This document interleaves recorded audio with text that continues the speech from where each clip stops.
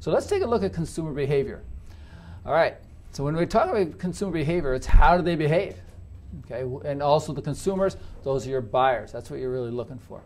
Okay, now some people would look at consumer behavior and just talk about the theories and some of the influences and things like that. But I like to look at it more actionable. As I said in the prior lectures, I'm in the aside from teaching, I'm in the business of over at Total Recall Learning, and we actually do I'm in the business to get purchases. So I like to look at it this way, that we don't just respond. Two things with consumer behavior: we respond to it. Okay, so how are people buying or selling other products, and how are they responding to advertisements and so on. But I also like to take a look at, I want to cause behavior, make it happen. So actually cause it, get them to behave in a way that they buy my products. So I have to know who am I going to go after, but also what's going to influence them, what's going to cause them to buy my products and not the customer. Because remember, they have a choice.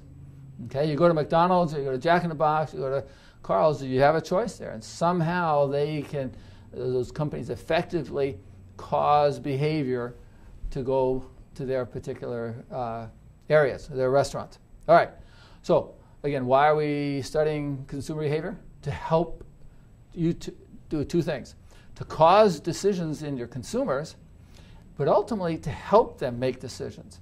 And we're in subsequent chapters, we're going to be getting into personal selling and sales promotion. But I want to just give you just an overview that you're trying to get them to make a decision in your behavior, in your behalf.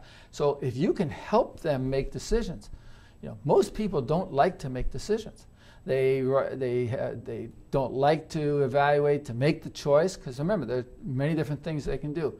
So they don't like making decisions, and a lot of times they'll push it off on somebody else. So if you can become a decision maker, that's going to be a real asset to you. You're going to be able to use that to your advantage.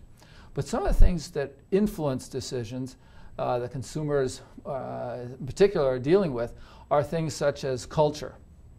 And also dealing with, so that might be your religion, that might be your social, economic background, some of the issues of the traditions of your social class, are you high income, moderate income, low income, and also being able to move amongst those.